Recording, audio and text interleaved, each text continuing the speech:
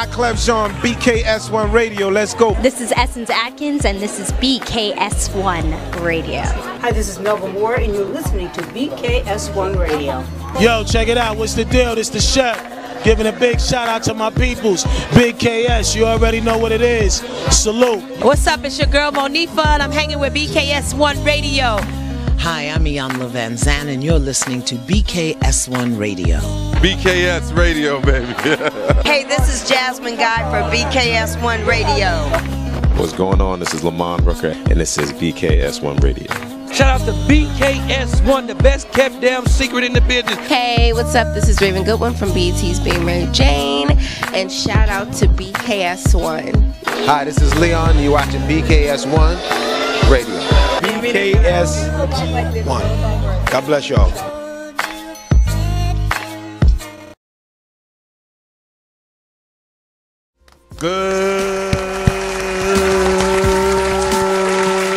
Good morning.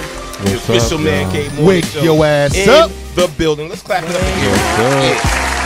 It's the Man Cave There you Morning go. Show. It's about to go down today on WBKS1.com. Cave Morning Show. Yes. Official, It's the Man Cave Let Morning me tell you Show. something. I'm excited because, one, I got the full squad in the It's the building. Man Cave Morning Show. The full squad in the building.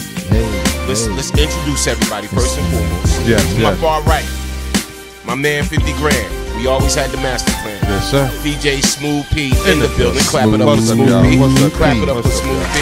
Welcome, everybody. Yes, Welcome. yes. And to the left, it's the beautiful, the talented, the amazing, The Queen. the queen, Ramona Woods Black in the building. Salute.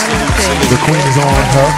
Yes, and the dude that gets a little rude, All right. especially when he's in a bad mood. We call him what? Deacon Woo. Wu-Tang is for the children. Wakanda forever. No doubt. And I am just humbly at your Storm Norm the General. Salute to you all. Chief Potter Wash One love, Extraordinaire. peace, and blessings. Now, look, this is how this is going down, all right? First and foremost, let me shout out everybody watching us live right now on YouTube. Bang. Salute to everybody watching us live right now on Twitter and Bang. Periscope. Bang. Shout out to everybody watching us live right now on the mother site, which is where you should be. That's WBKS1.com. Bang. Salute to everybody checking us out right now on Ustream. Bang. Shout out to everybody watching us live right now on Facebook. Bang. And salute to everybody listening to us on what? The TuneIn app. All right. If you don't have the TuneIn app by now, please download it. People get it. It is free. Set you can listen us to all the hottest stations across the world on the TuneIn app. And guess who's on there? Yes, BKS1 Radio, the Man Cave Morning Show. Let's get it. Let's clap that up. No doubt. Now let's get some FB love for those that's trickling in. Shout out to Dorothy Norman Rucker. Good morning, Dorothy. Good morning, Phyllis Woodbury. Good morning, Dee Dee Graham. Dee Dee Graham on the check-in. Timothy Beverly, my brother, on the check-in. Barb, good morning. Good morning, Ingrid Judge. Yes, bonjour.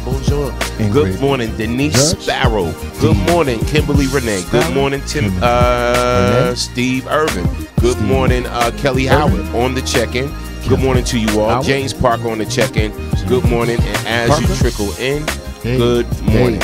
You are officially on the Man Cave Morning Show. Worldwide, baby, worldwide. Now, first and foremost, how's everybody doing? How's the squad doing? Good. Got some in my belly now. Wonderful. I'm cool. Yeah, y'all ready for the weekend? Exactly. Yes. Let's get it. Yeah. Let's get All it. right. No doubt. Now look, we talking about several things this morning. Trust me, we are going to go in today. Light it up, General. Yes, we are definitely going to light it up. So one of the things we are talking about this morning on the Man Cave Morning Show is Working 9 to 5. Are you being brainwashed to forget your dreams? Are you? Hey. We want to know on the Man Cave Morning Show. And then 2, just being African American causes stress and exhaustion. Find out how. We're going to tell you how on the Man Cave Morning Show. So let's get it in. Shout out to everybody trickling in. Good morning, Paul Joseph Williams. Shout out to Dimitri on the check-in. Everybody on check-in. ATL Dimitri. Norman Rucker. I love that name, Norman, right there. Norman.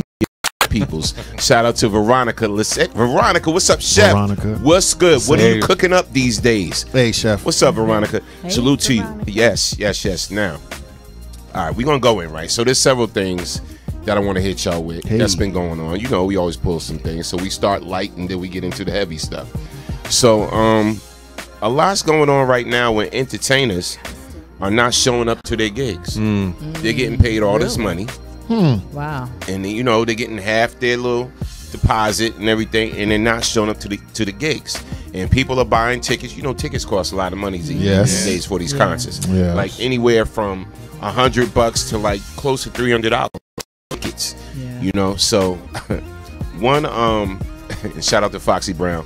One fan took to social media, right? One fan took to social media to blast us.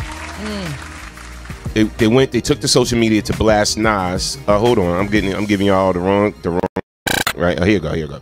So they took to social media to blast Nas, Santi Gold and Nas. You know, basically were supposed to perform with Lauryn Hill. Okay. So they were supposed to rock out with Lauryn Hill. It was her concert and everything. And the fan just took to social media and tagged Nas and tagged Santi Gold and everything and blacked out. So the fan basically said, I paid $250 for tickets for you not to show up a couple of hours before the show. Fans make your living. Remember that. Are you personally issuing refunds? Wow. So now, Santi Gold comes back and says, I'm sorry you paid to see us and we're not there. That really bums me out. I'm also bummed out that Lauryn Hill and crew didn't tell people we were not there. She took us off the bill. Ooh. Wow. See, in luck. So okay. So basically, people want to know they're gonna get their money back, and this is happening a lot with these names and everything. And trust me, I'm on the promoting end. You know what I'm saying? So I promoted concerts and everything like that before I had to handle the contracts and the artist riders and everything. And artists sometimes ask for some crazy things, just to perform at your event or whatever. I went on a Tom Joyner cruise this year, and Chris Brown was supposed to be in there, and he didn't show up. He didn't show. He didn't show up. Not at all. So you know, you paying these money for things like that and everything, and I seen it happen. So General, you gotta send them a certain amount of money even before they show up. Absolutely, right? Yes. So most ask for half. They keep it, right? They ask for half. Ask for half up front. What a gig. Yeah. I get paid for not doing my damn job. No. Listen, you going to court though. They going to court. And then once the word, spread around and everything that no shows. that you were no show at most of the concerts and everything, people start messing with you. Yes, so why mess up your long-term money? Exactly. Foxy Brown just recently did the same thing. She took $10,000. I read that yesterday. Yep. $10,000. All right, Foxy Brown, she allegedly bailed on performance after pocketing $10,000. It's crazy, man. It's like, yo, your fans is everything. Your fans is who make you. So the promoters are reportedly accusing Foxy Brown of skipping out on a performance and keeping the money. According to TMZ, the hip-hop vet was scheduled to perform 2 songs at the Laquan Smith party during the New York Fashion Week on Sunday, all right, but didn't show up until 2:30 a.m. local time. Two songs. So they were hot. Just 2 songs for $10,000, and it's Foxy Brown. So Foxy was reportedly being paid a total of $10,000 and received $5,000 in advance. She was expected to collect the remaining balance at the event. Now, once she finally arrived, Foxy allegedly grabbed the $5,000 check and left without spitting a single bar. The organizers of the event have issued an ultimatum: either Foxy pays back the money or they'll sue. They'll sue. Yeah, I don't want you to come to no other event. Nothing. Give me my money back. Even been out there that long. So for us regular folk that get and go to jobs that we might not even like, you getting paid to live your dream, to rap, to spit, to sing, to act, whatever, right? I sing on my damn shout. I ain't no good at it, but let's say that I was. Okay, you throwing a baseball, you playing a game, doing something I do just for the love of it. You can't come to the venue and spit 2 songs and bounce. How 10 G's. 10 G's For someone that's not even relevant right now. Yeah, exactly. Right now in the hip hop game. Saying. She's not even like popular. So that was your comeback. You know what I'm saying? Could have been. That was your comeback. There are people in America that 10 G's is a third of their income for the entire year. Yeah, you're right about that. No, for real. And so why should we as consumers continue to support that behavior? So now, we shouldn't. Let's go on to our favorite president of all time, Donald Trump. Oh my. Donald Trump. So we all know about the situation in Puerto Rico, of course, with Hurricane. Was it Hurricane Maria? How long ago? And that was a while ago, whatever. But they reportedly said they lost thousands of lives. Yes. After initially after the hurricane. Yeah, after the hurricane, they found out that it was more lives and it was more lives lost and everything. So your compassionate, wonderful, understanding Republican president Donald Trump again goes on his favorite social media platform, Twitter, and he puts this out. Twitter fingers. Peep this. Let's read this. This is from your boy Donald Trump. Passion for the citizens of Puerto Rico, which is a part of the United States, you know, after getting hit and tragically hit by Hurricane Maria. Here's your boy Donald Trump. Read this. 3,000 people did not die in the 2 hurricanes that hit Puerto Rico. When I left the island after the storm had hit, they had anywhere from 6 to 18 deaths. As time went by, it did not go up by much. Then, a long time later, they started to report really large numbers like 3,000. So compassionate. Well, we all know for one that he can't count. 6 to 18 deaths. Yeah. People lives. Okay. You know? Exactly. 2 deaths. 2 deaths. One death. is too many. One. All right. Too many. So you're talking about had anywhere between 6 to 18 deaths. No, they did the tally. Okay. They went through once it was safe. The rubble and stuff, yeah. The rubble, Puerto Rico and everything in the hardest hit areas. They had numbers around 3,000. So for you to be this inconsiderate and not to show no compassion for something that's a country that's a part of the U.S. Commonwealth, exactly. You know what I'm saying? That's a part of the U.S. Yeah. You know what I'm saying? It's like this shows us everything we need to know about you in November and why we need to go out in November and vote. So P and I were discussing this before the show. Okay. Let me be clear. 16 people died when you left. And the fact that you refused to send aid day after day after day, when you got your red behind back on that plane in the lap of luxury on the taxpayer's dime, day after day after day, you did not send aid. And people died because of your actions. Yeah. What exactly is that called? When your actions caused the death of other human beings. Let me say that again. He did not send aid. People were begging. People were sending tweets and Facebook shout outs to say, please help us. Right. And he let Ruthless. people die. Actually, he was talking about Puerto Rico need to get their stuff together. I don't know what they're going to do. Like they wasn't part of the United States. Think about it. They're part of the United States. They're part of the United States. But they're Hispanic. Remember, he's trying to put the wall up in Mexico. Like this though. How compassionate do you think that this Joker really is when he's out in a place where it's just been devastated by a hurricane, which means there's lots of water, right? And he's throwing rolls of paper towels at people.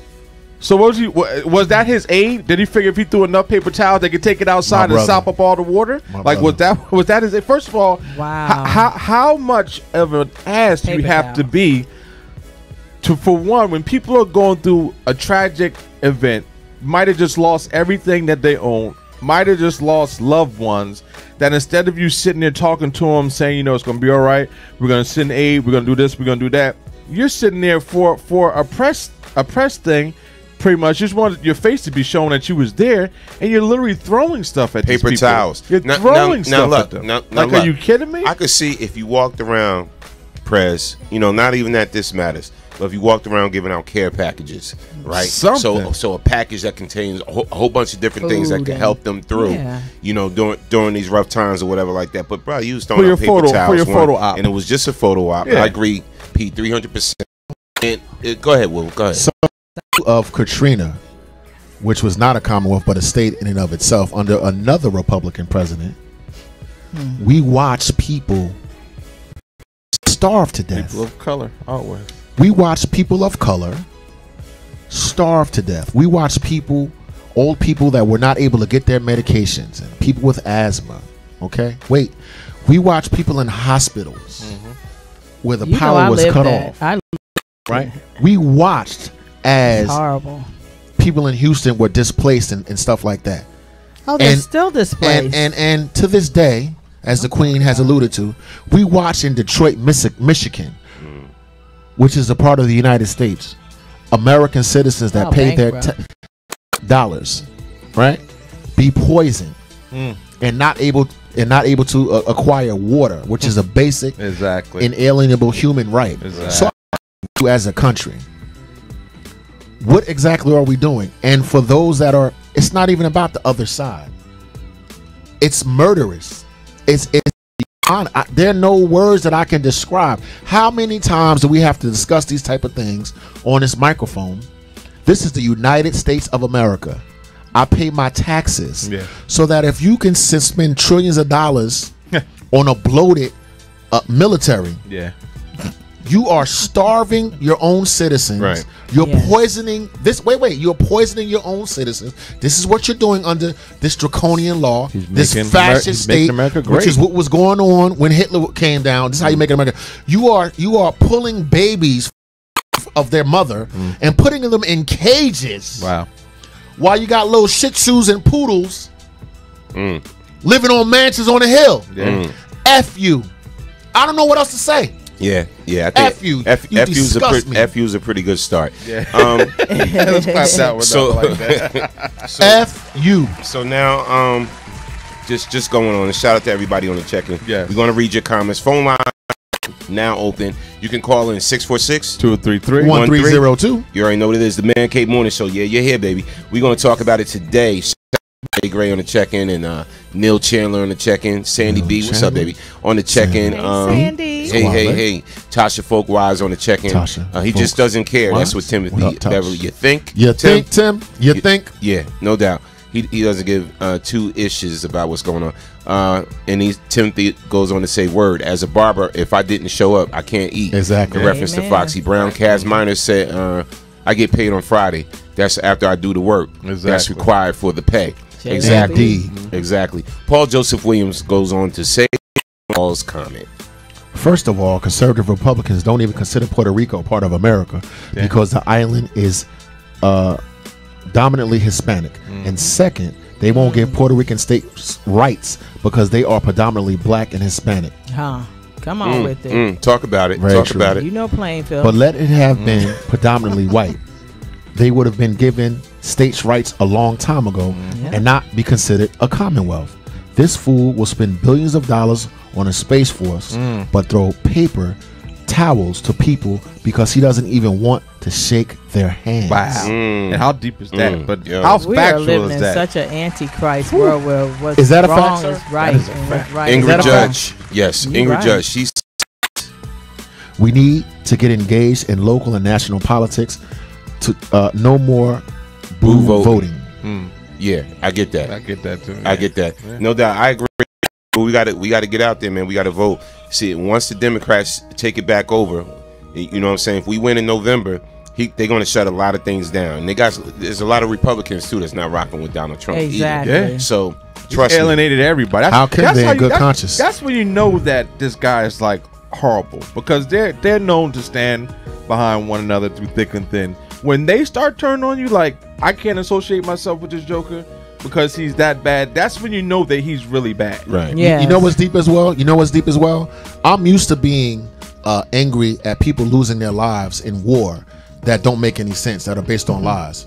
But when you have American taxpayers, people that are part of the society that we all claim to believe in and live in, dying through poisoning of the water, through not sending people we have in America. You talking about I say that all the time. No, it's homeless people, and I worked in real estate and still dab in it a little bit. Houston is still a city under duress. It's ridiculous. You don't get to hear it. No, after Harvey. I'm you got sorry, to remember, after we went through Harvey, Katrina, Rita, Ike, and Harvey. Wow. Harvey was the worst storm ever. We had Right. houses that still are on 9 feet of water. Wow. No, How they do you never explain came that really in there. America? We had, and How do you I know the whole city because Yeah. I was north, south, east, to west, lived on every side Right. when I lived there through the 15 years. And God allowed me, and I'm bringing in the Father because He knows Trump is in here for a reason. Because he said in his word, he said, I'll even use the days of evil for my good. Now, the thing about it is that now you got a people that did vote for him that now, because think about it, the Hispanic community did vote for him. Yes, they did. Yes, they did. He had major followers. Yes, they did. Yep. And they didn't even, now look at what he's doing to showing them Exactly. that Absolutely. look at what you voted for. But I don't really care about you. I just wanted your vote. I'll take it. I don't care about your people, your babies, nothing. I just want your vote. And they did exactly what they knew they shouldn't have done because they know better than nobody else. We built America and they still doing us wrong. Ramona, I'll take it one more. Sorry, not to cut you. I'll take it one more step further with that whole statement that you just made about the Hispanic community and how they backed him. One of his major campaign people that was on, I think that was actually on his camp, who you see in lots of videos and stuff like that, talking about, yeah, rah, rah, rah for Trump. He deported her. Wow. He deported her. Her husband is in the military and served in different wars, right? But I forgot what her paper status was. But it was. How could I word it? Think about The Apprentice, though. Think about the He show. deported her. Think about it. He's just doing his reality show. Yeah. In the White House. If we could rewind the tape, if we can rewind the tape, black people told you so. I don't want to disrespect nobody or talk about no tragedy, but hold on. Let's please. When women were jumping up and down and black people were screaming and yelling, we were told, this is what we were told. Give him a chance. He said it. Hey, what could happen? Wait a minute. What's the worst that could happen? What's the worst that Insulted could you, happen? right? Yeah. Give him an opportunity to prove himself. We also heard. Listen.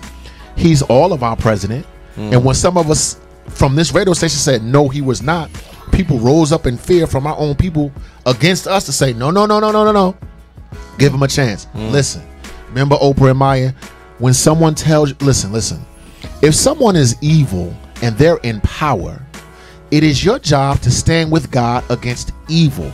It's not the power. It is the injustice that you have to look at. And I'm so sorry. I specifically remember people of color and gay people and white women, right? With the grab them by the pee. Look. Rape allegations. Wearing failure allegations. Wait.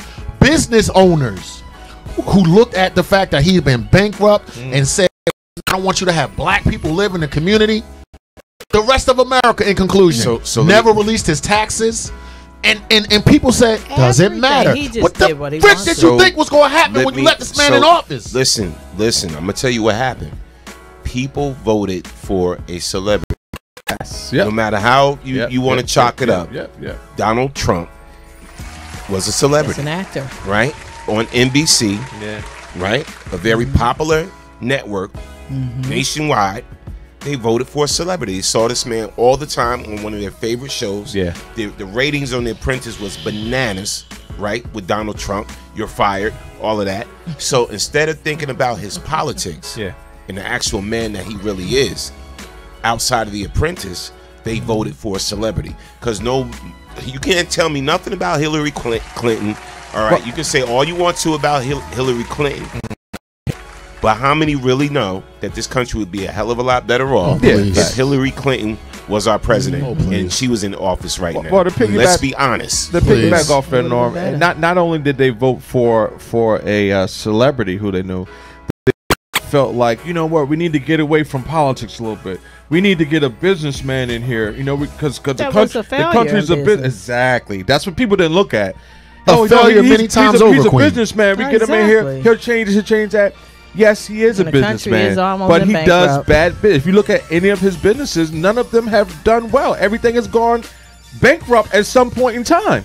Like businesses that hasn't gone bankrupt at some point. Y'all gave. Look, this country gave Donald Trump everything he did. Yes, even, a super pass. Even with the fraudulent, still giving even they with the hated fraudulent, the woman so bad. Even with the fraudulent business school that he had and was taking kids' tuition and the whole nine, they gave him a pass. Even with the sexual assaults and the pedophilia, basically, or whatever, like the allegations, all type of stuff, they gave him a pass. All right, so was Hillary really that bad? Let's ask yourself, people, was she that bad? All right, and we remember. Let's be honest. I'm gonna say this. She got some stuff. No, she got every she got stuff with her. Every Walmart. got a lot of stuff. She got a lot of stuff. Politician got some stuff with her. Exactly. But think about it. But she's been in the White House. She knows what the White House needs. She was a domestic engineer. Yeah. That's called a housewife. Yes. So she did a better job. And I'm not being just because she was a woman. Yeah. Right. Because, women were never created to be over men, but we know who would have been. Oh my God. And that's let's be honest. And for real. The whole voting process is picking the lesser of two evils. Yes. But you got to think about it. She wouldn't have really been running the country,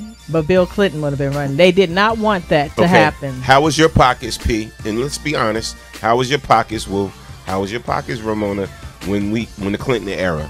My God, nice. Nice, man.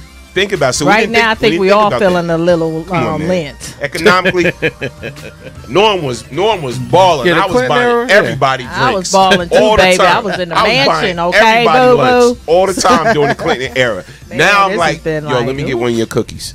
Scratching leather. So anyway, before you move on, we got to move on. Okay, before you move on. All right. But I think that we have to be honest with ourselves. I will be first of all, yes, the country will be better under Clinton. Okay, number one. Number two, this is a sexist country as well as racist, so sexism applied.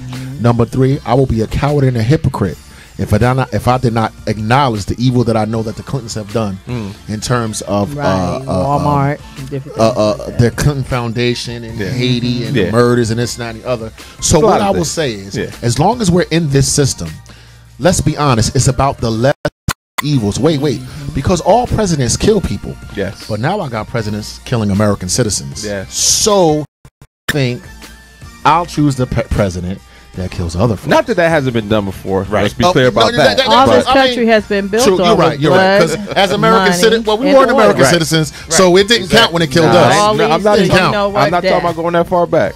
But, all right. Yeah. Real quick. Let's transition. Shut up. Conspiracy, brother. While we talking about politics and voting. So, shout out to actress Jennifer Lewis, right? Yes. She gets on her podium again with her crazy self. She gets on her platform on social media and she calls out basically two of the biggest rappers right now in the industry, Nicki Minaj and Cardi B. Wow. Oh, okay. She calls them Auntie out got to say to help her to get people out there to vote. So basically, she's saying, okay, and she's basically saying in a nice way, forget all this little corny nonsense y'all doing, fighting each other at fashion shows or whatever. Now let's be real about this. Who has a lot of influence on the youth right now? Music artists. Music artists. Of course, always have. Right? Yeah. Always have. Musicians, musical artists, all of that has a lot of influence on the youth. So when you got 90-something million followers, Nicki Minaj, when you got 30-something million followers, Cardi B, all right, who better to tell the youth, get your ass out there and vote, right? So she gets on her platform in her own humorous way. I'm going to run the clip.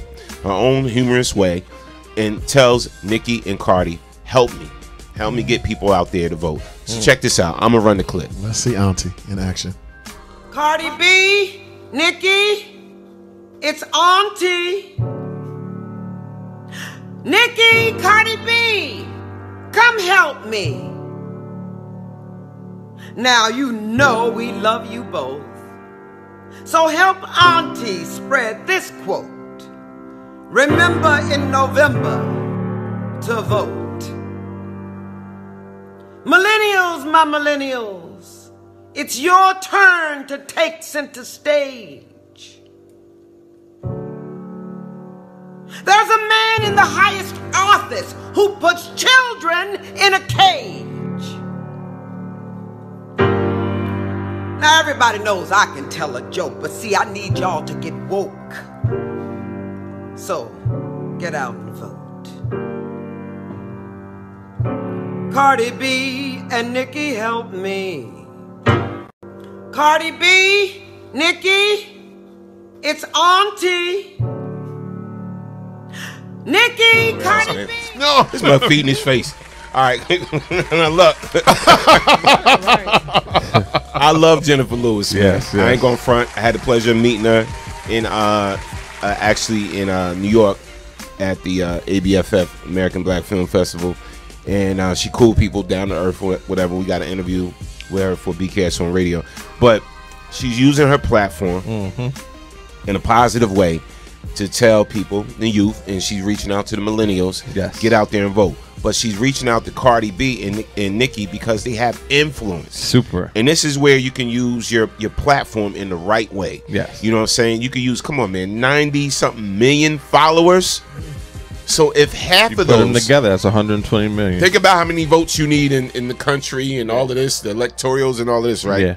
So if you get, if out of that 90 million, 40, half that 90 million, if they're eligible to vote, think about it. If they're eligible to vote, right, it's going to make a huge difference, a huge change in a positive direction. You know what I'm saying? Just half that. So if you got 90 million, 45 million is 18 and over, then they can vote.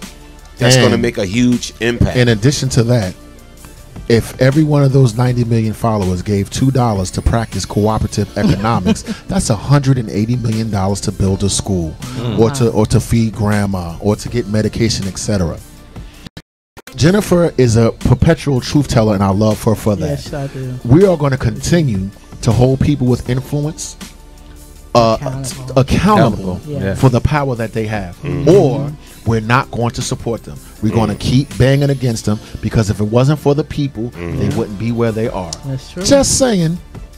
And you know, I have a girls' home I've been looking at trying to get it up in the Houston area. Now that I'm in Vegas, and now that I'm over here bi-coastal in New Jersey, I'm like, God, where do you want it to be built? However, I had a project, 64,000 square foot facility, and it was called the House to Roof Built Stability Home for Girls. Right. Do you know I couldn't get nobody to bring I anything to help? I got a business plan. I believe you.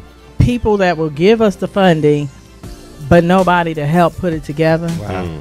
And I was going to help the women, because that's all I know is being a woman. If you look at, again, for the quadrillionth time, I don't care if you don't like it. If you look at our discretionary income, what we're willing to spend our money on. But you said $1 or $2. Listen, it's called cooperative That's economics. all I need. Get $1 or $2 from everybody. Look up say, your seven. I got you, Look I up got your you. 7 Kwanzaa principles. Umoja, unity, stuff like that. Right. Just saying. No doubt. No doubt. Yo, so, you know, look, Jennifer hit it right on the head. Get out there and vote. Make a difference. But listen.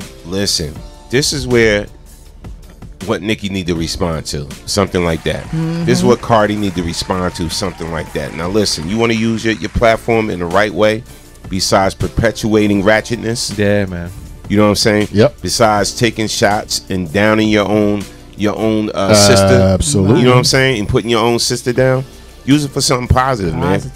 Tell your people, your followers, the people that hang on to your every word, get out there and vote and make a difference. Put it in your music. And that's what I'm saying. Because that's all the young people do. They listen to the words. Absolutely. They not really, to me, they listen to the beat. They're not real lyrical nowadays. I hate to say it, but I think, and I don't think Cardi is there yet. She may be slowly on her way to it. But I think once they've made it to a certain point, right? And I can say this because I've seen it happen with like a K Michelle. Like we interviewed K Michelle 2 times at BKS1 Radio, so we've seen her at the beginning of her career and her growth. But if you look at the way that conducts and acts now, like you could see the difference in the humbled K Michelle in the beginning, because she was struggling still and trying to get out there, to the I made it now K Michelle.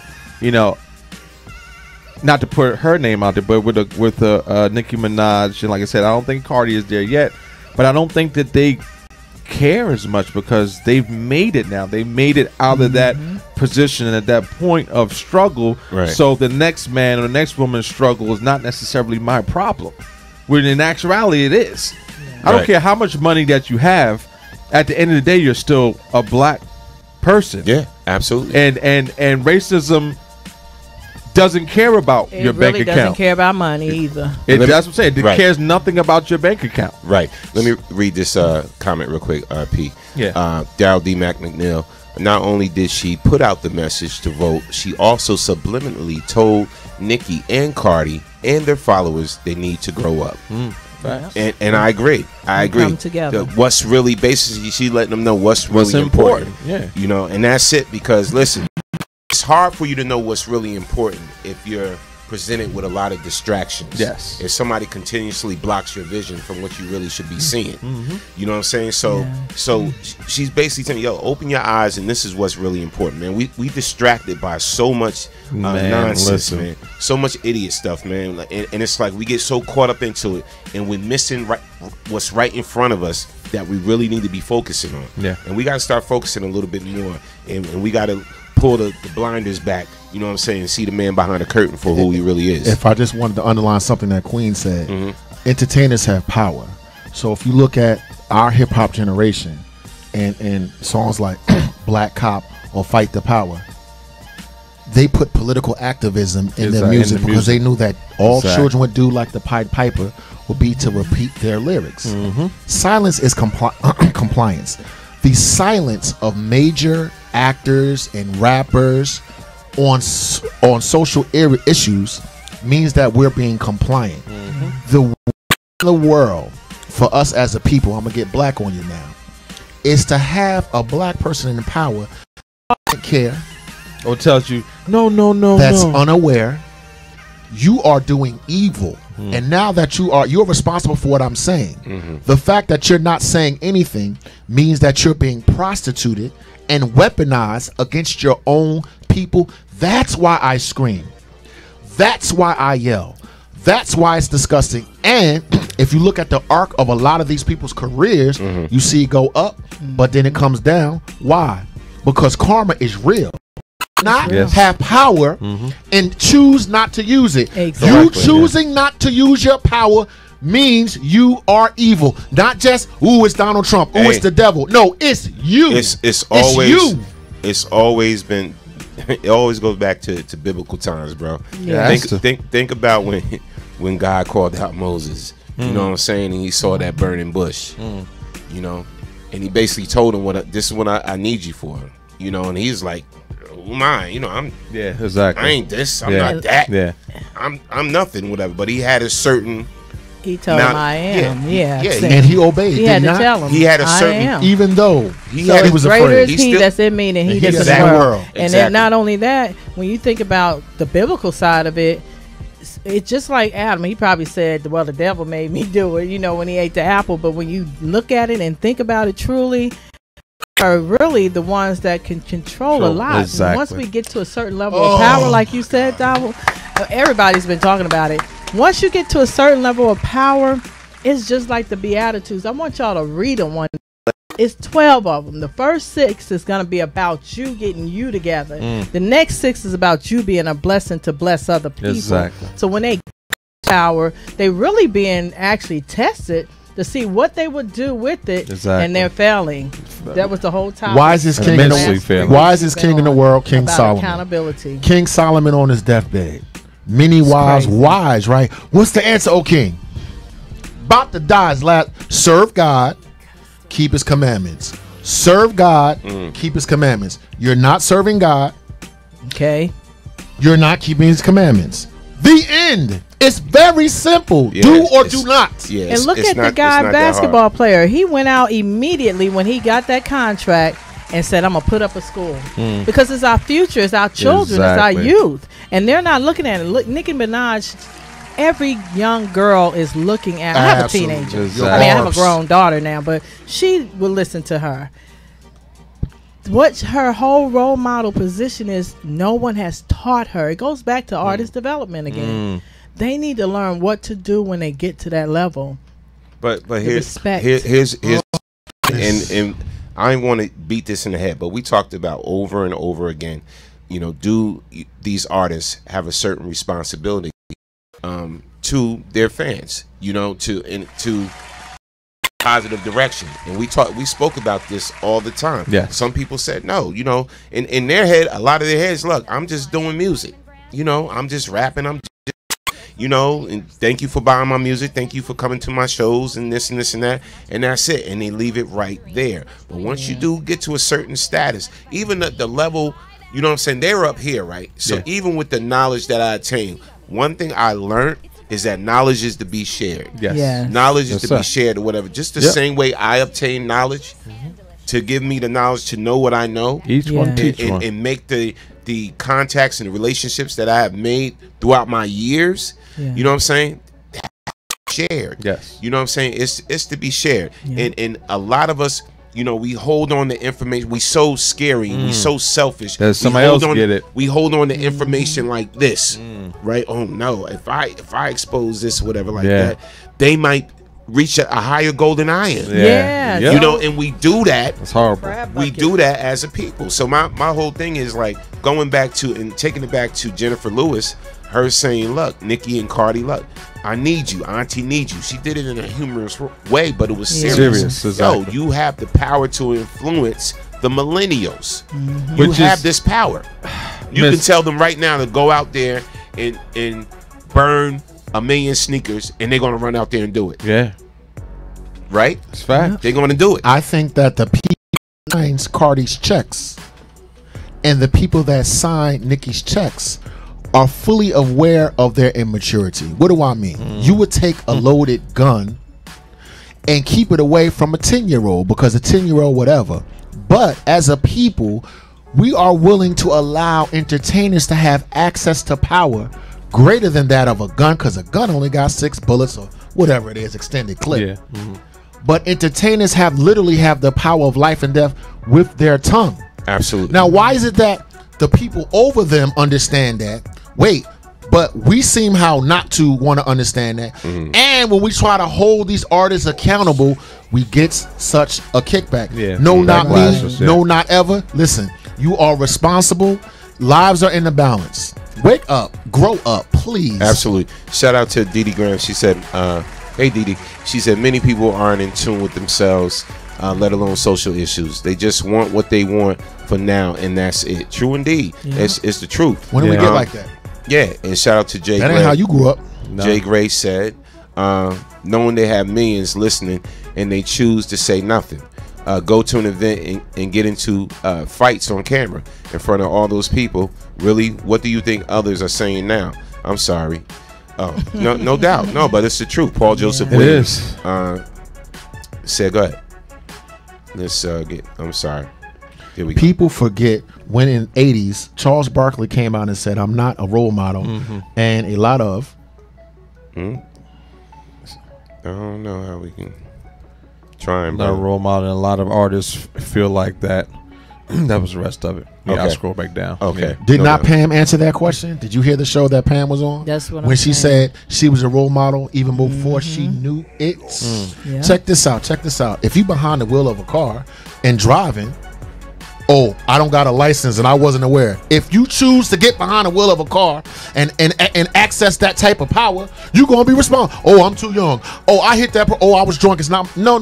Yeah. Once you get behind the seat of power, you're responsible for it. Stop. If you're not, then don't get behind. Don't rap. Don't spit. Don't sing. Don't do nothing. That's where I am. Let me tell you something, right? So, the older I got, the more I said to my own self that I have to become less and less of a hypocrite. And by me saying that, I mean I have to really start practicing what I preach. Yes. So I know I didn't realize till not too long ago, maybe some years ago, the power that my voice holds. Yeah. Is listening. You never know who's listening. Facts. You know what I'm saying? So if I was the same norm I was in late 20s, the norm that didn't really care about nothing too much, was hanging out in the strip clubs, was wilding out, you know what I'm saying? You know, you see me drinking, hanging with my friends, always chasing women or whatever like that. You know, the younger norm, always in the recording studio, doing what people in recording studios doing. If I was that dude, you know what I'm saying, still at 51, shame on me. Yeah. So I had to grow and I had to obtain wisdom and I learned from mistakes. to not make them again, but not also learn from them. I taught others not to make the same mistakes. Exactly. So when I look at the panel, Smooth P, Ramona was Black, the queen right here, my dude Wu, whatever, like that. They know, and Wu even knows on our level, right? We ain't Will Smith or nothing like that, or Oprah, but we still have to maintain. We have a certain responsibility to anybody watching us. So I know Wu is not going to get caught out there with sniffing no cocaine, whatever. He's not going to get caught out there fighting in the streets with somebody over nonsense, over ratchetness. The same thing with Smooth P, myself, Ramona, whatever like that. You know, because we grew to the point to where it's okay. We got a lot of knowledge now. We contain a lot of wisdom. Let's give some of this back. And you know, to Dee those Dee, that, she has a that good don't point know. here too. You have to put it up on your screen. Read it it, goes Queen. along with what you're saying. She said correct, but these kids are looking up to these artists, and she didn't say artists, but are at least trying to emulate them. And that's where, you know, it goes back to, like you said, Wu Pam. You've been on those topics for the last month, and it's so surreal now that we're actually seeing them act out in scenes that they needed to be more accountable. You don't have a public event like that at your level of reputation. Come on. And just throw it all away. People looking at them like, really? For me to go to events I cover and whatever like that, and you hear, trust me, I've been pushed to certain levels at events, whatever, with disrespectful celebrities, whatever, or says something disrespectful, whatever. I've been pushed to a point, but I always think, I'm like, okay, now if I react a certain way, what does that say about me? And then what I talk about and speak about on my shows, on my platform, it makes me one, a hypocrite. It makes me just full of BS or whatever like that. So I'm gonna refrain, and I'm gonna think before I react. And that's the problem with most of these celebrities. They don't think before they. And that's the case with Cardi B. She didn't think before she react. So my whole thing is, now you got a chance to make it right. Because I got millions and millions and millions of people that hold on to every word that I say. You got a chance to make it right. So now make sure you use your platform for some good for it. I'm saying. It says something here, not to cut you off, Wu. She says, is it realistic to place this responsibility on these celebrities as a parent? No, it's not. However, as parents, we're really not even with our children most of the day. Exactly. If you think about society now, if they're not in school most of the day, everybody that's around them, it takes a village to raise a child. That's where that old proverb comes in at. Because if you really try to break it down and say that, you know, because it is ultimately the parent's responsibility to set the bar of what's right and wrong in a child's life, right? That's number one. Let's get that out the way. But realistically, like you just said, how much time do you actually spend with your child each day? You work however many hours. Some people work 2 jobs. Some people work 3 jobs, 16. Right? They're in school. They're in school. You know, they're hanging out. You're trying to look better. Like your time that you actually interact with your child is amazing. Everybody else in the world interacts with your child more than you do. Absolutely. So to say that these people are not role models for them is absolutely incorrect, because you're the first one. They should look at you first and say, hey, I want to emulate mom. I want to emulate dad. I see what they're doing. They're working hard. You know, they have this kind of relationship, blah, blah, blah, blah. But realistically, they're seeing all this other stuff throughout the world all day, every day. So you have to be able to plant the seed in their head of what's right and wrong for them to be able to differentiate from what they're seeing. That's so true. And adding to that, my children are grown now, so I'm grateful. But I did know they had to go through their own trials. There's a lot of things I wanted them to do that I didn't do and was blessed to not have to do. At the age of 21, I was delivered and saved and set free. Because I have a bad, you know, you have everybody has a past. Everybody has a past. The thing was, I learned through, I guess God was teaching me young, because he made sure I didn't smoke, drink. I tried to be an example. That's all you can do now. My kids, now you gonna smell some pot, I ain't gonna lie. I never smoked pot in their life around them ever. I was already free from Here's the way that I put a bullet in the head of my own hypocrisy, because the word says that you are to continue to renew your mind, to crucify your flesh daily. Why does it say that? You saying it. Doesn't mean, okay, you put it to death.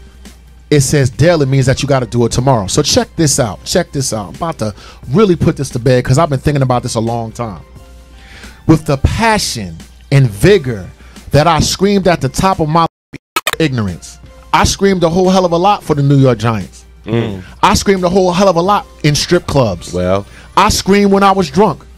I screamed at my father and my grandmother when I disrespected them with my foolish, ignorant ways as a child that burnt my youth. You got teeth. I screamed when I made decisions that I shouldn't have made, that every single adult told me not to make. Therefore, I am not apologetic and will never be apologetic for having the same volume that I had for unrighteousness as I do for righteousness. You can kiss my ass. I'm going to take the same power and the same passion that I did for ignorance as I do for intellectualism, for love and wisdom as I did for hate. I have to repay the bad things that I've done. I believe in karma. I've done a lot of immature bad things. But for me to be a coward and not to be able to speak to a child about what I know because they got more money and they're more powerful than I am, that is what will make me the hypocrite. The hypocrite would be if I did not speak and I allow what's going on to keep going on without me talking about it. That's why transparency is so important in this I know, you know, the kids and this and that. When I was a kid, I didn't listen to my parents. I'm supposed to apologize that I'm a parent. If I didn't apologize for being a fool, I'm never going to apologize for being a wise man. Listen. And I'm not going to let you tell me I'm arrogant because I'm doing it. Not me. The guiltiest people, are the ones that do nothing. Facts. And this is what we got to realize. If we, we always complain. Think about how many people, complain, but they do nothing about what they complain about. Facts. Exactly. Or don't speak. Yes, I've never been one of those people. I've always been the one that meddle and try to talk to somebody, and you need to start doing right and this, that. Oh, Norm, shut up. Stop preaching to me, blah, blah, blah. I see kids on the block acting up or whatever like that I know from my neighborhood. I pull them to the side, whatever. I talk to them or whatever like that. It's the ones that complain and complain on and complain. I'm pretty much a realist. Yes, they're not at rallies. They're not at this. They're not at, they're not going to their community meetings. They're not involved in nothing, but they just complain. So sit back in the corner and just take whatever life throws at you, because the complaining is doing nothing. You gotta make actions happen, man. You gotta get up and do something. Successful people do what unsuccessful people don't do, but they do it anyway. Okay. Yeah. And as a parent, as a role model, there's women and men that don't have children, but they're role models. Exactly. And this life that we live in, we do as American people have to step up and teach our children. Whoever's in front of them is considered a role model and responsible and need to be held accountable. You had a topics on here about the lady that was in a strip club. She was a teacher. If you're a teacher, there's certain things that you are not supposed to do. Exactly. Yeah. You are a teacher. Yes. And if you're doing it, how do you teach somebody else to do it? Absolutely. By your character. I've always been, because I married young, so I was married by 22. So it wasn't nothing against women that never was married. It's just that it was certain things as a married woman I had to be an example. I couldn't be with women that were going out because I had a man, a husband that I had to be able to be home and take care of. Right. Children, when you have children, you have a place. And I think that's what's going on in society. People have forgot to train, and a lot of these young girls, think about it. Cardi B and Nicki Minaj, I don't know their parents. Yeah. Can't say their parents didn't do right, but a lot of them were caught up in the time era when drugs became very prevalent in America, especially if they grew up. You know how Plainfield was. Yeah. I can't even say what's going on with the kids here. I mean, I just know y'all had the the National Guard up in here a few years ago. Yeah. They were just shooting up people. I wouldn't even come through. It was crazy. You know what? We had crack. They got pills. Yeah, exactly. It calmed down. Came in here and messed up the whole city, man. It calmed down a lot. But you know what I realized, man, and I'll say this in reference even with my own block. It's like, for some reason, all this nonsense and violence can be going on. They arrest the right person. Yeah, and it stops. And then all of it stops. Yeah. And it That's shuts so down. true. It's amazing how one key person can be the center of a whole bunch of nonsense going on in your city.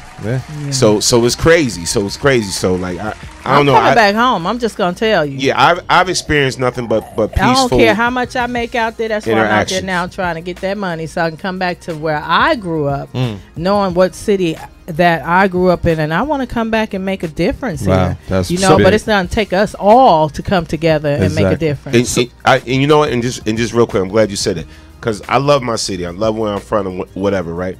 But you got to be a realist, too. You can love your city all day long, but your city got to start loving you back. Facts. And I'm going to leave it there. Yeah. And I would like to add. So you can't get mad when you spread your wings like Ramona and go to Texas or go to Vegas or whatever like that. You can't get mad. I start to spread my wings and be like, okay, I'm a rock in Atlanta or I'm a rock in Miami or whatever. I have to go there. Those are journeys in our life, right? Exactly. Right. So y'all, as long as I come back here with what I went out there to get from God to give me, so I could be blessed to be a blessing, because that's the key. That's the key. Once they get to that level where God has used them and lifted them up and blessed them to be a blessing, that's where the whole myth of what you're talking about now comes into action. But you know the crazy thing is funny because we always throw we always throw biblical things, and so do you.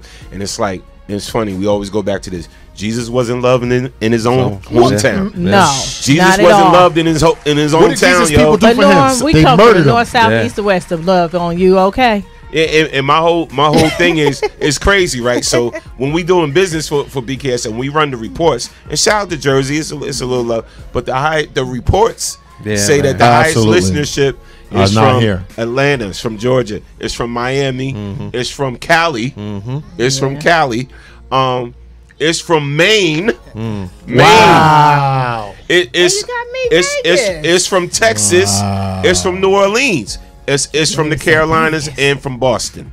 So these are the highest states. Yeah. You would think Jersey would be the highest, right? Isn't that crazy? Yes. Yeah. So that just tells you something. I'm gonna leave that right there. Tells you a lot. And we're gonna transition. Last thing, if we can acknowledge the power of one evil man on the block, you're going to tell me that a man that has God in his heart, one man, you're going to tell me that one man cannot be effectual in his environment? Just wanted to follow that up. Number two, the prophet is never respected. Never. Wow. Okay, you don't got to be a Christian. You could be a Muslim. You could be a Buddhist like I am. You're going to understand that if God puts something on your heart, you're going to always be rejected. So what I will say is, if God puts something on your heart, listen to God, not to people, because people will always. You was on my little Facebook thing today. I normally do when God tell you to go, go. Yeah. No doubt. You can't go tell other people. They're never gonna hear what you heard. Follow God. That's all. Man, no doubt. Ain't nothing. So what are we doing next? Oh, shout out to Jay Gray. He said Germany. Don't forget Germany. No doubt. Salute. Oh, no doubt. And in the UK, it's heavy. In Japan, it's heavy on BKS. Yeah. So all right. So now. We're going to transition, and this was a story I think Wu hit me with, or P, one of y'all, and we're going to talk about these kids. So Wu, can you break down the story? What happened with the kid? Bruh, you on air? You mad at me because I do it to you? Oh, he to take a little break. This mug eat lunch. Snackums, Diggums. Okay. I'll break down the story myself. Continue eating, Thirsty Jenkins. Wow. All right. So now, oh Lord, black college student speaks out about white man who pulled out a gun while stopping them from getting in his elevator. So I'm gonna say that again. Black college student speaks out about white man who pulled out a gun while stopping them from getting in his elevator. Can we add some context to the story? Yes, please. Florida. What was it? Florida A&M, I believe. Yes. Anyway, a group of students who live in a building that are students of the university. So what does that say? It's a college town. They get in their building, and a white man that also lives in the building, right, starts to question if this is where they belong or not. And the story unfolds. What I was talking to P about is, even though you're racist and even though you're an idiot, have you ever heard of this term called a college town? I went to Rutgers, Newark. Do you know crazy frat boys, crazy, white, drunk, just the good old boys, lived in Newark and walked around Newark drunk as hell with their shirt off with a Confederate flag, and nobody, no black person ever said, what you doing here? Why? It's a college town. Run the clip, boss. All right, here we go. You finished eating, bro? No. All right, I just want to know. Let me drink. I just want to make sure. All right. So we're going to run the clip. Shit! How dare you? It is a clip. Again, we're talking about a black college student that speaks out about a white man who pulled out a gun while stopping them from getting on in his elevator. Here go the clip. Here's the whole thing. All right, so we're going to give you like 2 minutes little context. And every little context so you can see where it started, where it stemmed from. So now you can ask, we want you to really tell us, do you feel as though if it was wrong, how this man reacted in this case? So picture this. I'm gonna create the scenario before I run the clip. So you're in your apartment building. Yes. You're about to get in on your elevator. Yes. Right? And then a whole bunch of kids about to bum rush or whatever. So you're in one of those apartments where you have to have a key to do whatever. So none of these kids have a key to the apartment or whatever like that. So you're a little suspect. You may be nervous. Go ahead.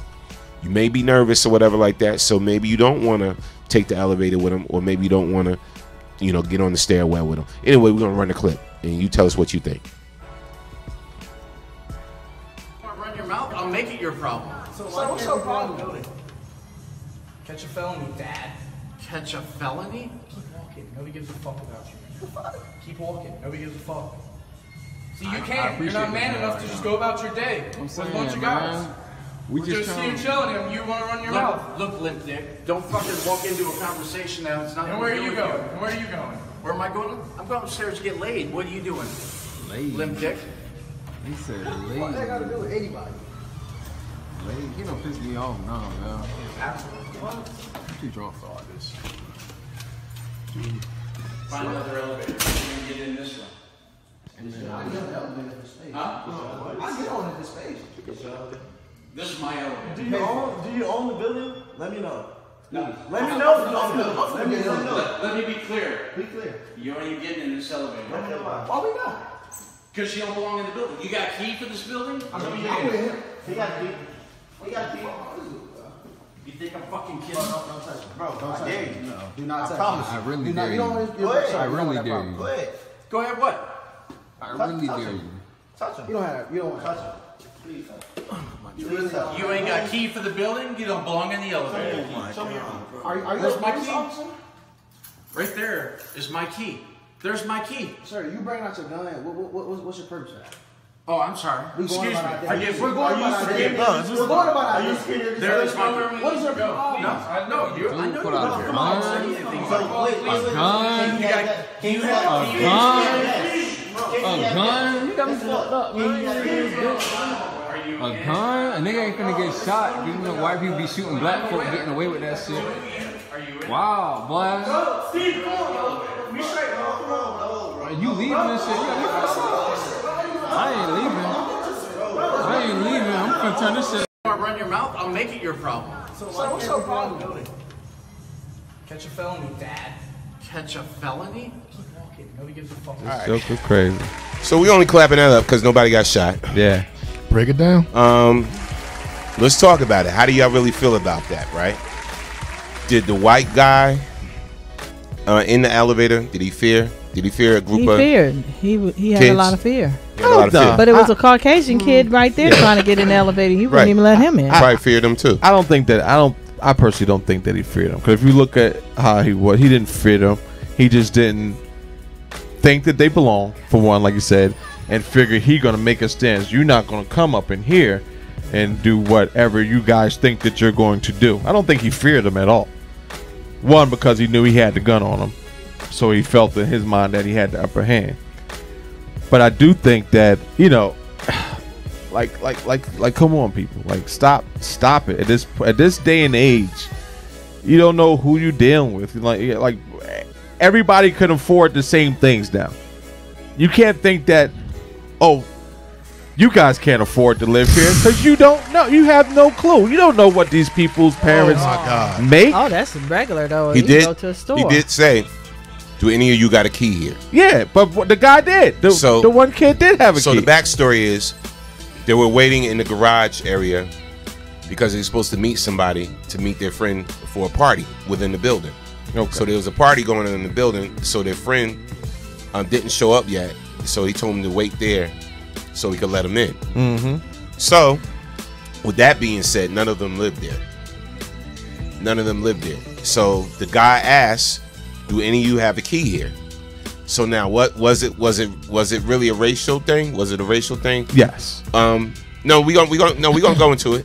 Like I think it was race. It was race prompted.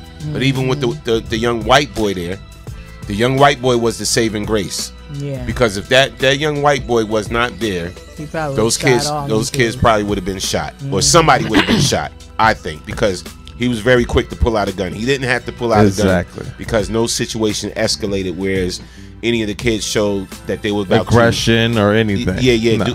Put some physical harm on them. Exactly. Here's the thing. White people feel comfortable anywhere. White people go to the middle of China and be like, "Why don't you speak English?" White people will say things like this. There was a Native American congressman. Some white Republican said, "Does he have citizenship?" So I'm sorry. So to me, that's what makes it a race thing. Number one, when I see a group of children, a group of kids in college towns with backwards baseball caps on, I already know what it is. Trust me, if there was a gathering of all white kids, no questions would have been asked. I seen white co-eds tear up the streets, rape people, put things on fire. I'm not gonna lie, and I get scared when I see white kids all together. And they say, what did they say? What did they say? They say kids will be kids. Oh, it is racist because that person felt like you could not possibly have any business here, even though you are a college. We live in a college town. So once again, white folks go to Indonesia and demand, "Who's the manager? You better speak English," and say things like, "You need to speak English." Like English is the only language on the you follow. That's to me what makes it. So that's why you're gonna have to miss me with, "Oh, he was afraid and he was frightened and stuff like that." I get afraid and frightened when I see 4 white college kids get together. That's when I get scared. Let's read some comments. Shout out to shout out to, I don't know where to start. JoJo was talking about Didi. Yeah. Okay. All right. So I'm gonna go with Didi first. Let's read hers. Thankfully, I've never come across racist foolishness in Florida yet. I've seen it on the news, but haven't had any of these folks come at me. It's really bad for us out here. Okay. Yeah, I believe that, Didi. Man, Joe Paul is from Florida. That's all Tallahassee is. Florida State, the university, TC Community College. The city's economy is solely based on the college economy. Guess what? Newark is a college town too. So when I see someone of other ethnicity, there are like 10 colleges in Newark. I just don't automatically make the assumption. I assume they're college students every time. Right. But not them. Timothy Beverly said the brothers should just take the stairs. Why? Now listen. Absolutely not. In reference to Tim's comment. Have a key. Listen. Maybe. Listen. Absolutely. Y'all don't feel as though it started getting to the level of instigation a little bit by him, by the white guy. I'll play the clip again. Okay. How's the instigation? Because listen, it wasn't. Because look at it. Because when the white kid comes in with the key, the one who actually lives there, I guess, who was another college student. Exactly. The guy gives him shit like, "Oh, don't get into this conversation. It had nothing to do with you. It had everything to do with him because he was the one that they were coming in with." So it wasn't. If there was any instigating going on, it was by the guy. I'm with Tim. I would have just took the stairs. I'm not taking the stairs. I'm not arguing with nobody over no dumbness or whatever. Or I would just let him go up on the elevator and wait till it came either back we down. want listen. Either we gonna be at the forefront of equality or we not. Fact. Either we gonna still stick to these old stereotypes or we gonna come up to times.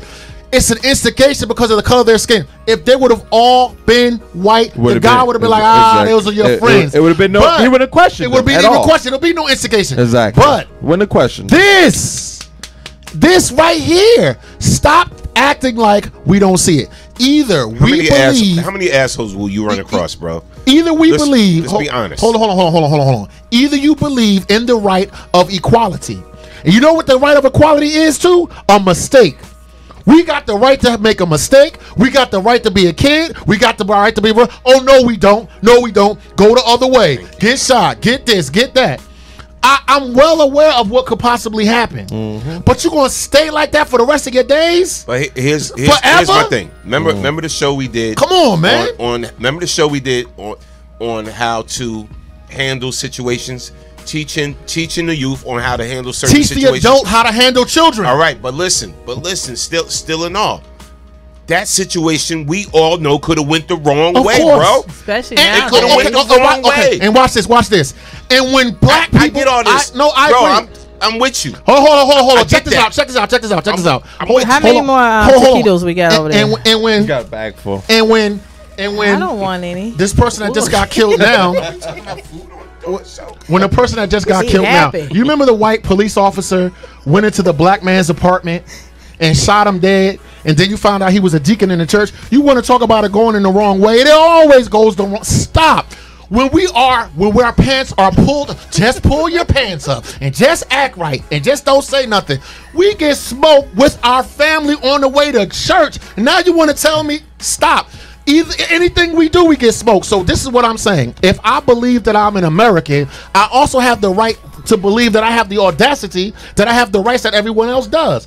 No matter what we do, we could be doing absolutely nothing wrong. We get killed, and then they say we don't see what we don't see. My children have just as much of a right to go to a frat party, to get drunk, to be stupid as anyone else. We're getting smoked regardless. No matter what you do, General, you could get smoked. Right. I got a little update from a text right now. It says the white guy didn't live there either. The black students were waiting for a friend to come down and let them in the party. The white student who came up and stopped didn't know the black dudes, but was on their side. The white man has lost his job already in his company. So he didn't even live there. Where the info come from? This is from Short Fuse. Wow. Okay. All right. So now, Fuse. Thanks for sharing that. Yeah, thanks for sharing that. But let me read Tasha's comment. Has a comment. Yeah. That's good. He lost his job. Hold on. Yep. Caller from the 908. State your name when you calling from. You're on the Man Cave Afternoon Show. Good afternoon, family. What's good, brother? Good afternoon. What's good? Everything good. Hey, Brother Wu, I know you charged up, and I know you're in the forefront. But listen here, my point is this here. Now, we understand standing up is okay, but why lose the right because we know ignorance exists? Now, he was trying to stand his ground as a white man, and his superiority and his protection was the fact that he had a gun. Yeah. So all I was saying is that if the brothers, and like I said, the brothers that the young brothers used the fact that they were with a white boy. That's where their confidence was. But see, I understand what you're saying, Brother Will, but sometimes we gotta choose our battles. Okay. And the brothers did not choose. So you can find this is what I want to say. Every day on this station, we talk about stuff like this. I'm not advocating. Yes. Listen, I'm not advocating foolhardiness. This is what I want to advocate to the world as I talk about this with my brothers and my sisters here. This is what I want to advocate. Those are children. They are human. Yes. Let me finish. Young people, but they do not have the knowledge. Hold on. These are human beings. They're not black kids. Let's keep it real. They're not white kids. Everyone in our community has these type of conversations. This is how you act when you go to. This is how you act when you go to school. This is how you act when you see a police officer. This is how you act when you get stopped. We do that every single day on the show, at the barbershop, and everything else. What I'm trying to illustrate, I'm not trying to say be foolhardy. I'm saying, world, my children are just as valuable and just as human as yours are, and we have got to start to acknowledging that we have just as much of a right to make. Why the hell is it that when I make a mistake, the color of my skin means that I gotta get killed? All right, hold on. Go ahead, make your point, Tim. Go ahead, man.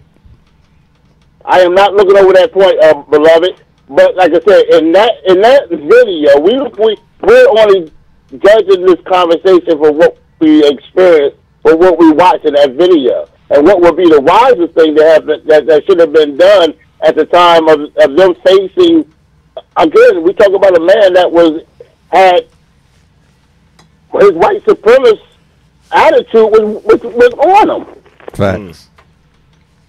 You're right. On him. You're right. So, like I said, if that was my son, if any one of those was my son, that would have been my decision to make him listen. If you got a problem like that, take the stairs, dude.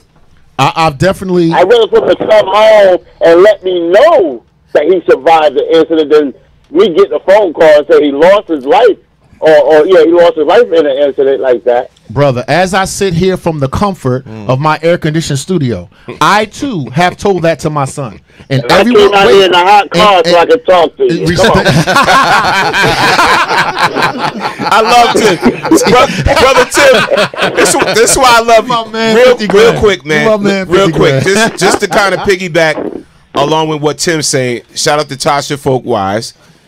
She said, "Okay, this may be an unpopular opinion. However, I just wanted to say that we do need to educate our children on how to handle these situations. Yeah, exactly. Fair or not, I would rather be alive and done wrong and done wrong as opposed to dead and justified." Is there anyone with? Hold on. Is there anyone within the sound of my voice on this panel, in my brother's car, Tosh at work? Is there any one of us that has not had this conversation? This is my supposition. If we're going to start to intellectually stretch for justice, listen.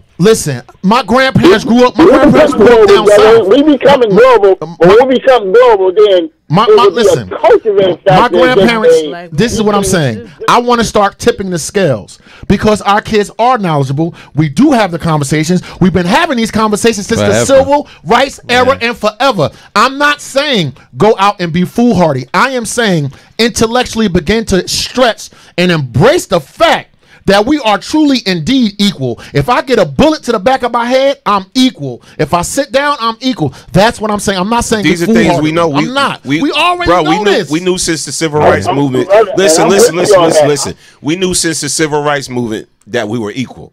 We knew that. We knew that from birth.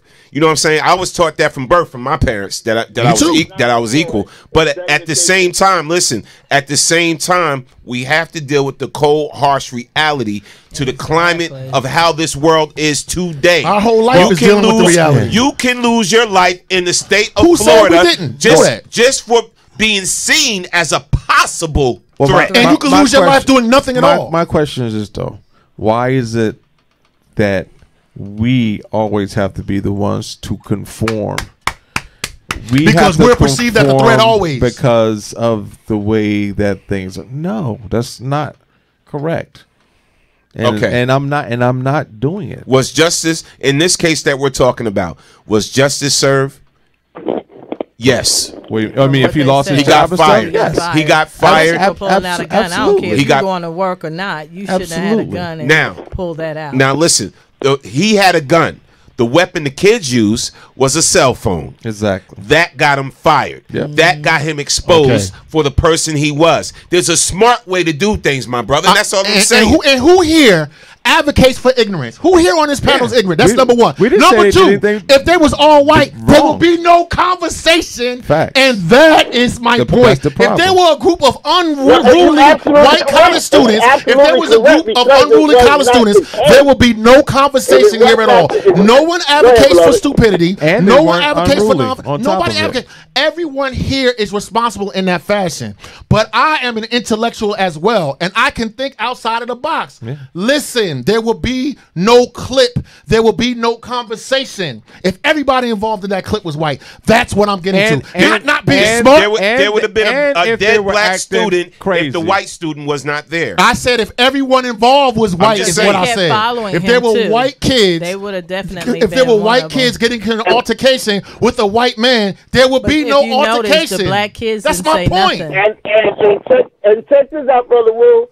Go back to the video. The white boy stepped into the elevator. Yes, he did. That white boy saved those black boys' lives. Absolutely. That white brother saved those white brothers' lives. Those boys would be dead right now. Absolutely. In a stand your ground state. See the whole thing is especially what Smooth P is saying is right. Trayvon what Tim Martin is saying is right. What Tasha Folk Wise said about educating the youth, and we got to educate them on how to handle situation. She's right. You know what I'm saying? As far as this whole thing, the key is for me is saving a life. All right. The key is choosing the right battle so you can fight again another day. So they chose the right battle. They didn't let it escalate or whatever like that. The weapon they used was a cell phone, and this dude got fired and exposed for the racist that he is, and exposed for the troublemaker, and you know what I'm saying that he was, and the asshole that he was. So he got fired. So what I'm saying, and they could have just waited and let the front go up and follow him afterwards. Absolutely. There you go, and I'm rocking with you 300% on that. So as far as conform, we know we got to play the game. So when we talk about conforming, oh God, we got to conform for these white people again, or we got to conform for these racists again, or whatever like that. So no, listen. My whole thing is, one thing I learned and I've been taught by my parents was adaptability. My father said you have to learn. He was a gunnery sergeant in the military. He said, son, you have to learn how to adapt in any situation to get yourself out of certain situations. Okay, feel me? So when he taught me that in life, I said, wow, okay. I was around white people and I worked around them, whatever like that hated me. I was in a whole nother city in Georgia, all right, where they hated all of us. And my car stopped. So I had to think quick, and I saw how they was looking at me. So I adapted.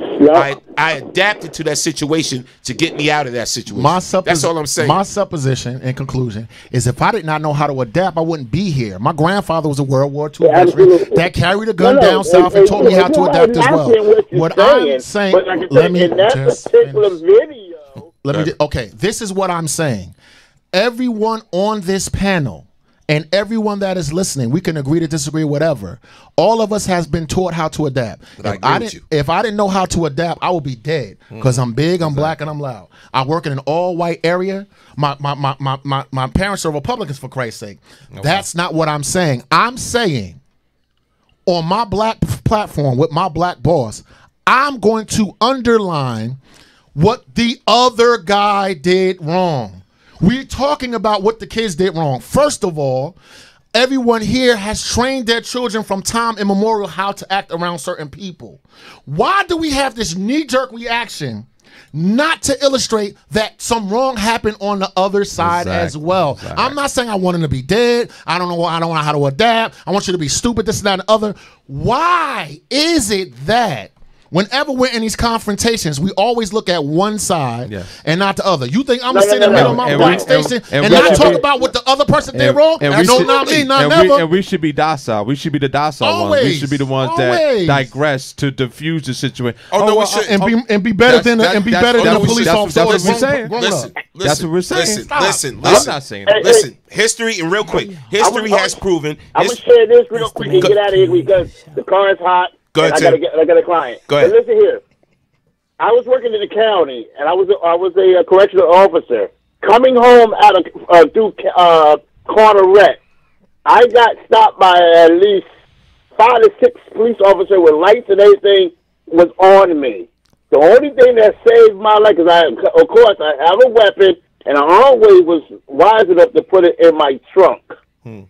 But the only thing that saved me that night also, I know when they read the plate, they knew exactly who I was, what occupation I worked, But the only thing that saved me that night, that I left my uniform shirt on the passenger seat.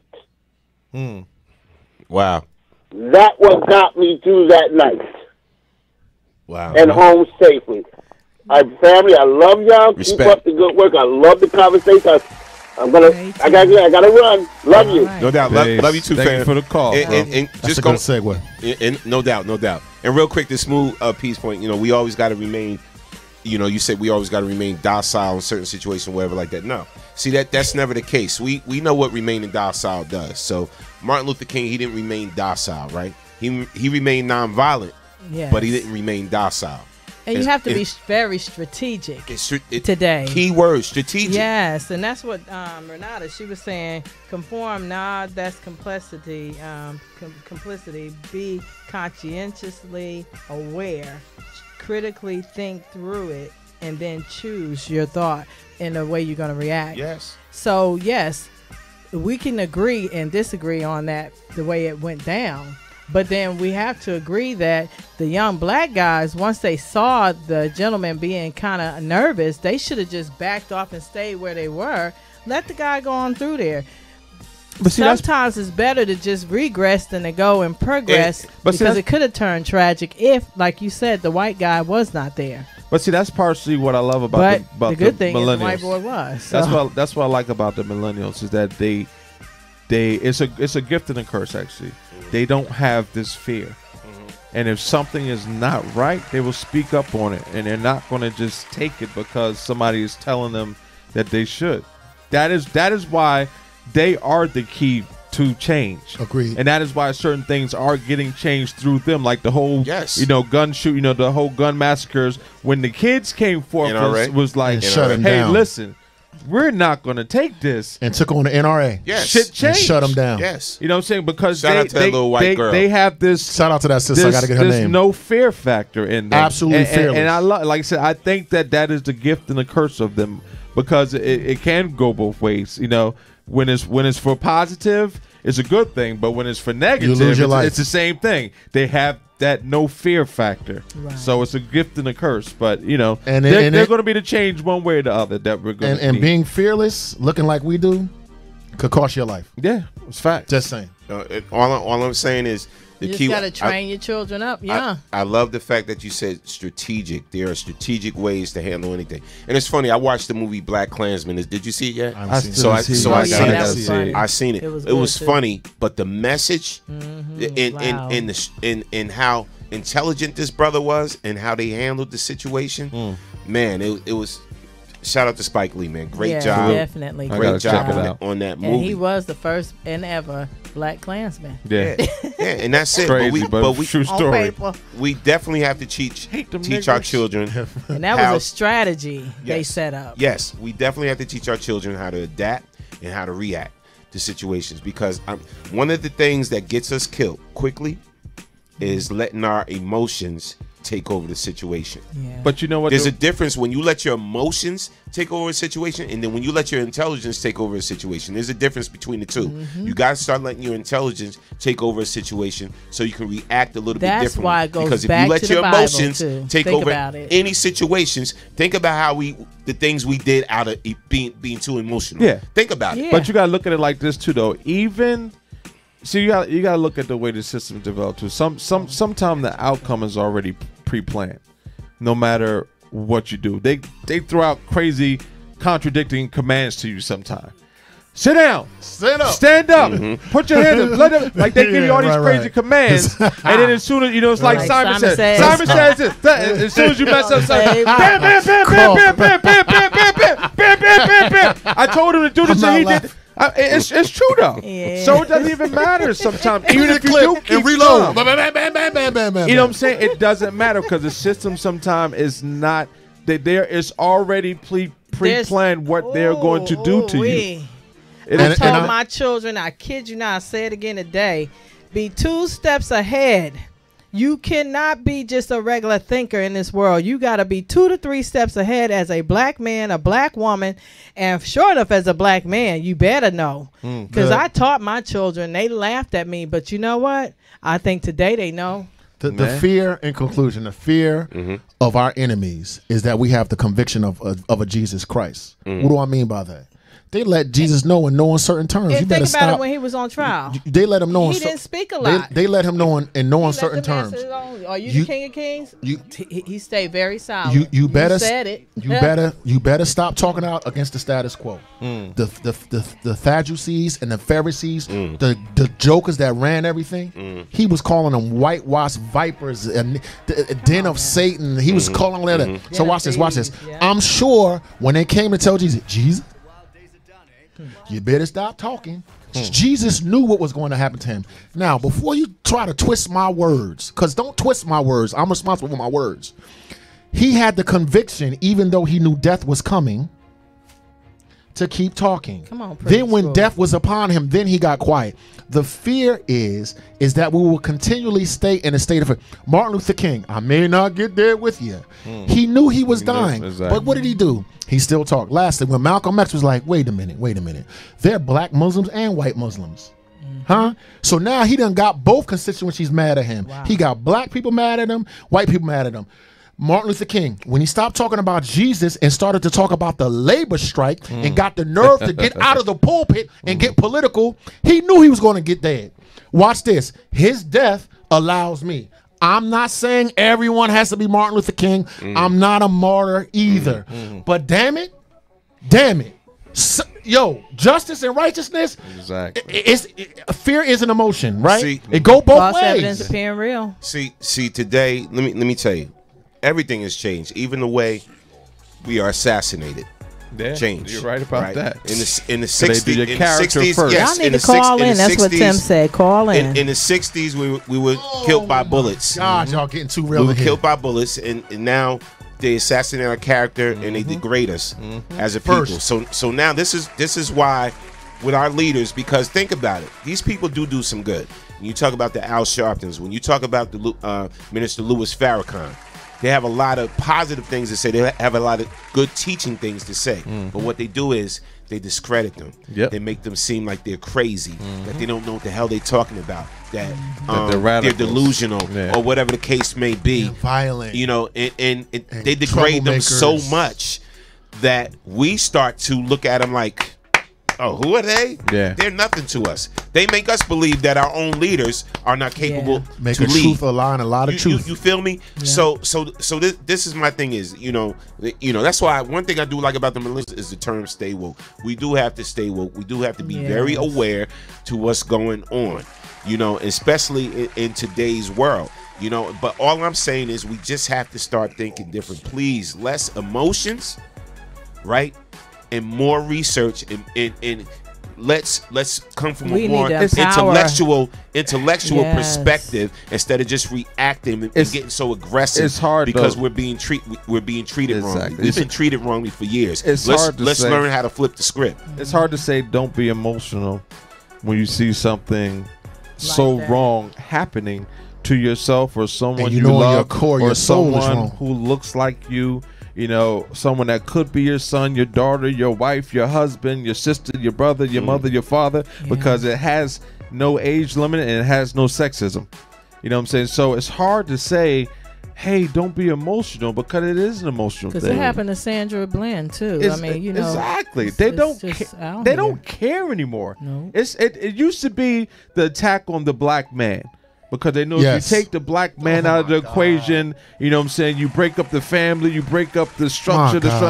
Now they don't care. Now it's just kill your wife and your daughter. Now it's the attack on the black people, period. Whether it be babies, whether it be mothers, whether it be daughters, whether it be wives, husbands, it doesn't matter now. And that's where I think the biggest issue lies, that they're not just trying to eradicate us men anymore. Right. They're trying to eradicate the race itself. And if I had the unmitigated audacity to be sitting in my home and someone came into my home with bullets or whatever, I'm gonna give my life to protect my daughter, my son, whatever. Facts. Wait a minute.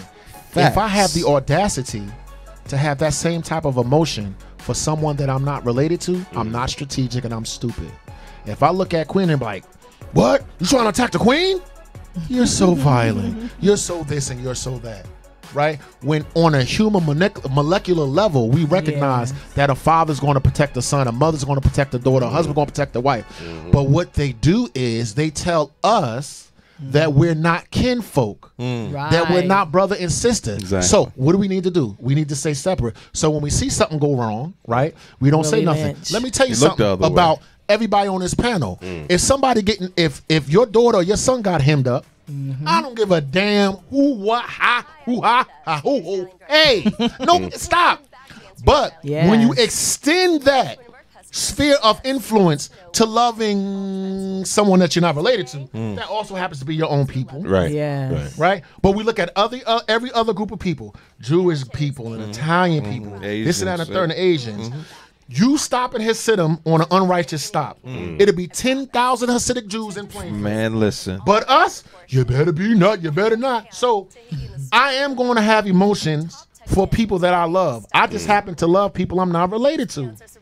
No, and I feel you. Love thy neighbor. No, I'm gonna clap that. It was funny, man, because I'm related to everybody. I know we got 10 minutes left, and I wanted to definitely dove into our topic. So I guess we save it for tomorrow.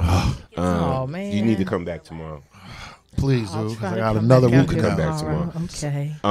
She said, okay. Hey, I'm coming back, you guys. Look, listen. I'm at the man cave. You know, women don't really go into man cave. Oh, trust me. But I'm grateful. We're gonna you see me here, sitting here, not Dennis a whole lot. We are definitely gonna come back with our core topics tomorrow that you see in the post. So we're gonna revisit it tomorrow. Gotta be radical now, baby. We didn't know that what we was discussing was gonna carry so much legs.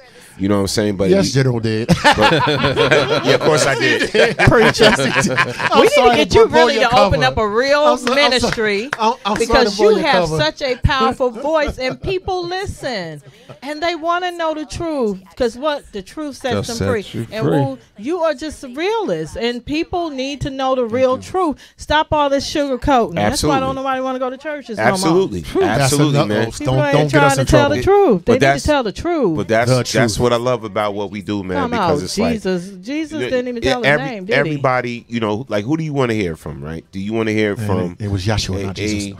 A produced show that's dictated and that says you guys can't say this. You have to stick with this. And your sponsor's going to get you. Blah, blah, blah. But no, listen, there's certain guidelines that we do follow here. Believe it or not.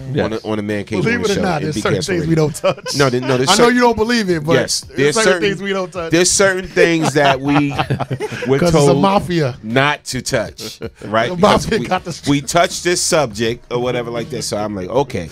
I don't even want to talk about the subject of the subject. Move on. We didn't get to none of the subjects. None of them, because the topic was too passionate, man. And shout out to everybody on the check-in and leaving comments and everything, because you're just as much a part of our show than we are, and that's why we always leave. And then God ordains things, because we don't never know what's getting ready to happen today. No, fact. And every day somebody is actually dying at the hands of ignorance of people that are not even really being conscious of where they are, because that man didn't have to lose his job. If he really was conscious of where he was at, like you said, a college town, there should have been no questions. And it probably was in an evening time when these kids can go and do this, probably a Friday, I don't even know what day, but all I could say is he definitely got himself this fired. Was ordained, and Norm, you own it. Thank God for DJ Smooth over there. I'm grateful to be here. And yes, I'm coming back tomorrow. No doubt. Wake me up. Ring the bell. No doubt, man. That's all I'm saying. Stupid General. Yeah, I'm going to leave y'all with this, man. Please, just think before y'all react. That's all I'm saying.